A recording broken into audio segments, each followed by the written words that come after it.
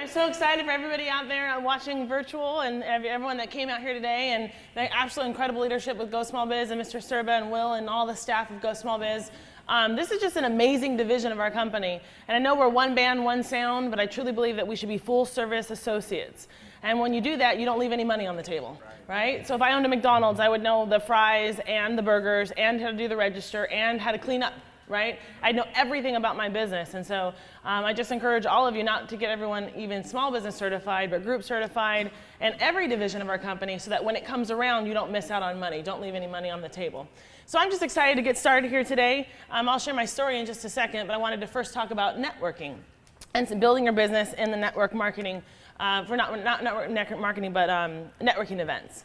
And so in starting with that, building your business there, first the definition, the process of two or more people getting together for the exchange of information, contacts, leads, referrals, for the mutual benefit of those parties. It only works if you're sincere about helping. See, what I find a lot in networking, going out to events, is that people just want to know what's in it for them. You know, it's like they're being a shark. They're just going out there, they're not consistent, and they're going out there trying to figure out what is in it for me. In this business in general, if you go out there and serve others, if you go out there and help other people, if you go out there and change other people's lives and help businesses, you'll win in the end. And so you have to have the right mentality when you first start out. It's not about going out there and just slinging your business cards and trying to get information out there. You have to build relationships when you're doing networking. And that's the most important thing, because people do business with who they like and trust, right? And so you have to go out there and build those relationships and find out what their needs are, not just what your intentions are when you're going out there and doing that. And so there's a couple ways to network. And so here's some ways. Building through your team is really important. Every time you recruit somebody, ask them, who do you know that owns a business? Where do you work? You know, and where do you shop? Go out there with your team and go where they're spending their money and show them how to network through the business contacts that they have, and show them how to get people interested where they work. I go in all the time and say, I have employees here that like your service, like our services, and if you offer it through an employee benefit, they can get a discount. And we get in through that way, and it's no conflict of interest. And so you want to make sure that you dig through the current organization that you have, because that's low-hanging fruit right now.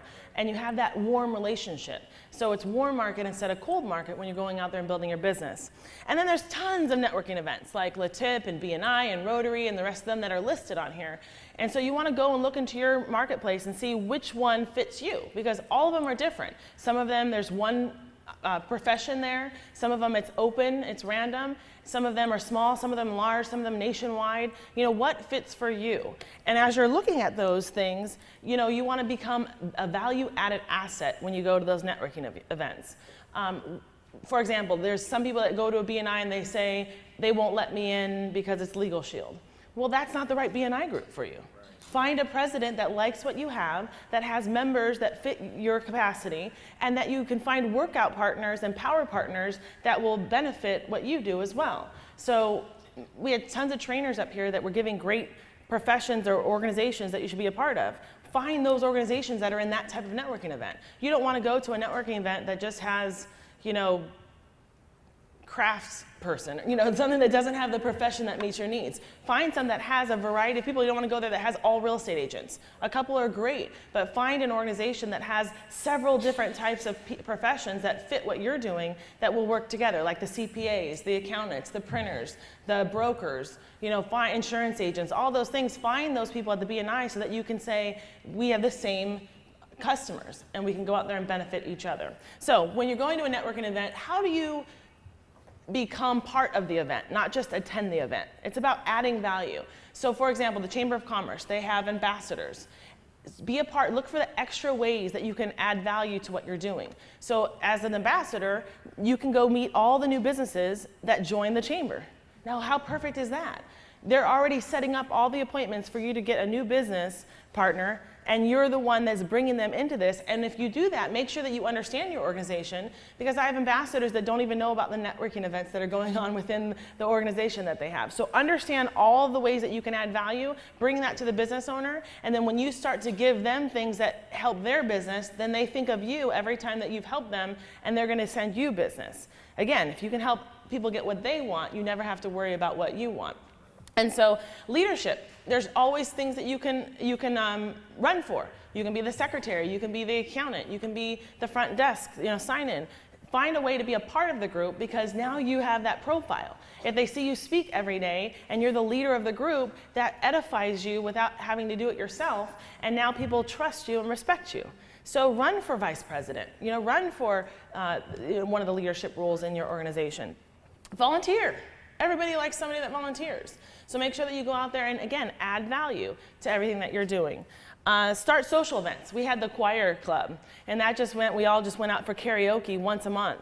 And so now, again, you're building relationships. So if you know people on a personal level, don't just only go to that networking event. Now, there's some organizations that have, date cards that you have to go and participate in. It's because they're trying to get you to build relationships. So if they don't have those things that you have to do, make sure that you create those on your own and meet someone for coffee outside of the networking event. Make sure you get there early and leave late so that you have time to actually network and build those relationships with those people. Learn your 30-second commercial. It just kills me that people go to a networking event and they can't describe what they're going to do in 30 seconds.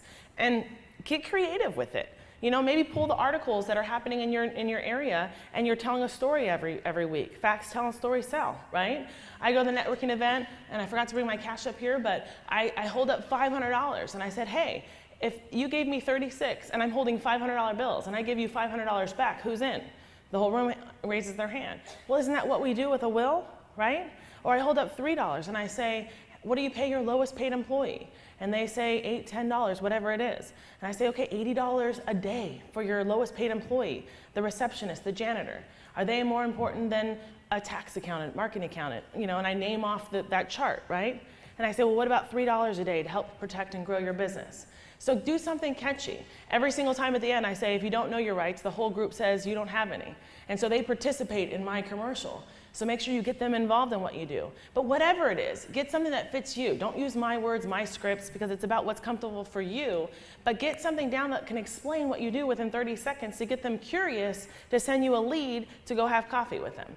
But if you stand up and you're all over the place and you don't understand what you're doing, don't try to, in 30 seconds, give everything about the family plan, the toolbox, the business plan, and run it down in bullet points, and they have no idea what you're talking about. And so get your 30-second commercial down so that you can do that even before, during, and after the networking event. Generate leads. It kills me how many times people go to a networking event and all they want is to collect leads. They're not learning about other businesses. They're not giving back to any of the other businesses. You should be seeing, how can I service someone else in my group? Because again, then they're going to service you.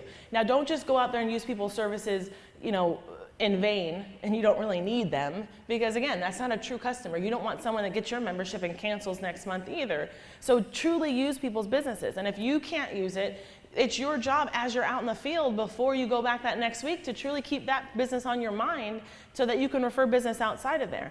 Find out when you're at your networking events what businesses are good for you, what kind of power partners do you need, and be inviting people out to that event. It's just like in recruiting. If you're not inviting guests out to the briefing, your business isn't growing.